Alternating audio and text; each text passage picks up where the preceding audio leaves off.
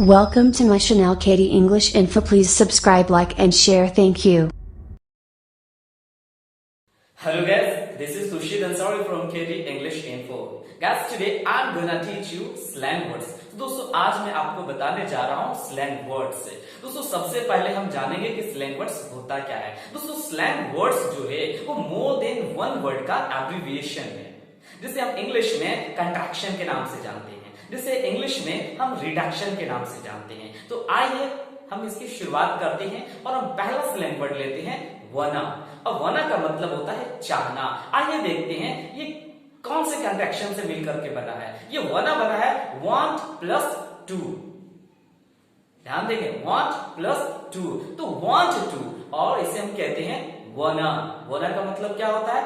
want to। अब ध्यान देंगे हम इसे कैसे बनाएंगे। अगर मुझे कहना हो कि मैं एक शर्ट खरीदना चाहता हूं, तो हम ऐसे अगर हम बोलेंगे विदाउट रिडक्शन का, तो हम कहेंगे I want two by a shirt. लेकिन अगर हम रिडक्शन यूज करेंगे, स्लैंग वर्ड इस्तेमाल करेंगे, तो हम कहेंगे आई वांना बाय अ शर्ट। आइए देख लेते हैं। अगर हम कहेंगे मैं मैथ पढ़ना चाहता हूं, तो without reduction, without slang word हम कहेंगे I want to read math या I want to study math. But if we use slang words we will say I वांना read math. आइए देखते हैं।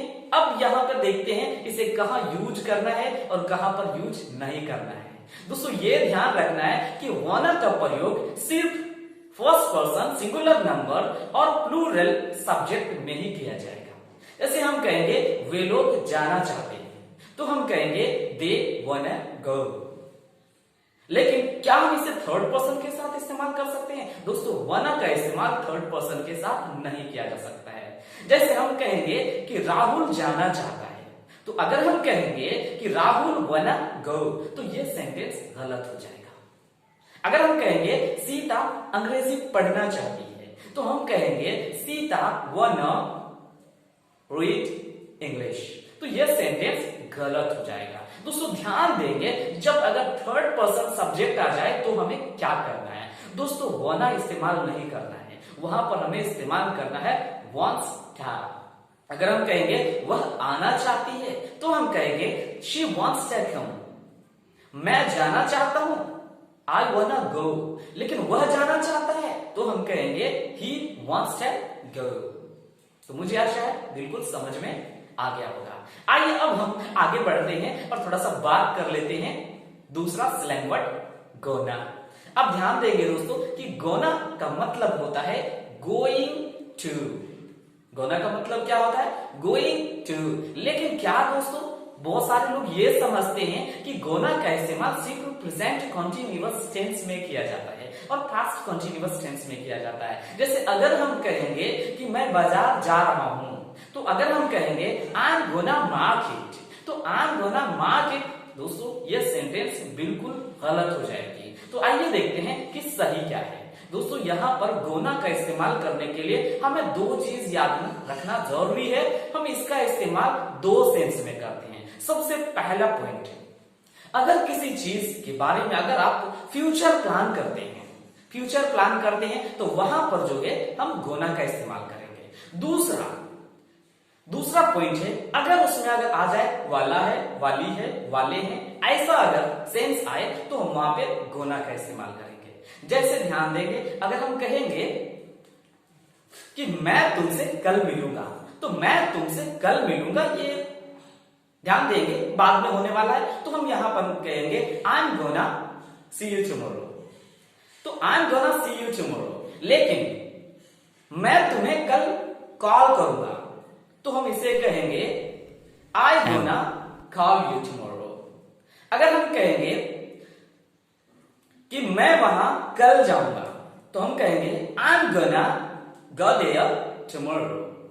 अब ध्यान देंगे दोस्तों, अब इसका इस्तेमाल और कैसे कहेंगे। जैसे हम कहेंगे मैं वहां जाने वाला हूं, तो हम कहेंगे I am gonna go there, I am gonna go there. जैसे भारत मैच जीतने वाला है, तो हम कहेंगे India is gonna win the match. तो मुझे आशा है कि गोना का मतलब भी आपको समझ में आ गया होगा। दोस्तों सिर्फ प्रेजेंट कंटिन्यूअस के तौर पे इसका इस्तेमाल करने से गलत हो जाता है। मैंने अभी बताया कि इसका सेंस दो ही सेंस में किया जाता है। फ्यूचर प्लान के लिए किया जाता है जहां पे ग गे गिया है, और दूसरा जो है वाला वाले वाली में इसका इस्तेमाल किया जाता है। आइए देखते हैं, अब हम थोड़ा सा आगे आते हैं और हम थर्ड स्लैंग वर्ड की बात करते हैं। वो है हमारा हैव टू।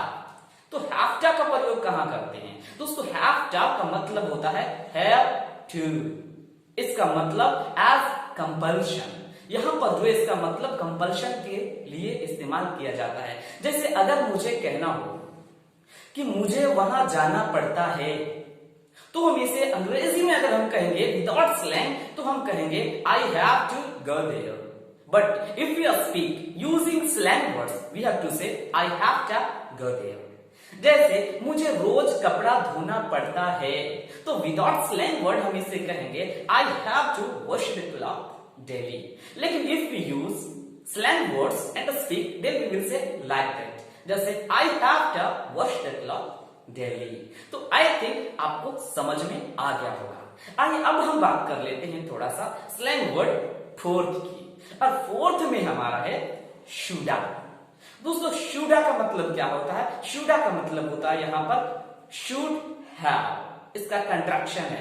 दोस्तों कंट्रैक्शन का मतलब कंट्रैक्ट हो करके उसे छोटा बना देना, उसी वर्ड को हम कहते हैं कंट्रैक्शन, शॉर्ट कर देते हैं। तो शुडा इसका मतलब होता है शुड हैव। जैसे अगर हम कहेंगे आपको वहां जाना चाहिए था, तो हम इसको अंग्रेजी में विदाउट स्लैंग वर्ड हम इसे ऐसे कहेंगे you should have gone there. लेकिन अगर हम इसमें स्लैंग वर्ड्स का इस्तेमाल करते हैं तो हम कहेंगे you should have gone there. अगर हमें कहना हो कि आपको अंग्रेजी बोलना चाहिए था, तो हम कहेंगे you should have spoken English. But if we use slang words तो हम कहेंगे you should have spoken English. तो मुझे आशा है कि आपको समझ में आ गया होगा।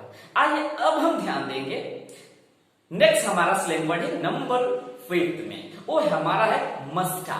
और मस्टा का मतलब होता है मस्ट हैव। जैसे हम कहेंगे आप महात्मा गांधी के बारे में अवश्य सुने होंगे, तो विदाउट स्लैंग वर्ड हम इसे कहेंगे you must have heard about Mahatma Gandhi. लेकिन अगर हम यहाँ पर स्लैंग वर्ड का इस्तेमाल करेंगे तो हम कहेंगे you must have heard about Mahatma Gandhi. तो मुझे आशा है कि आपको समझ में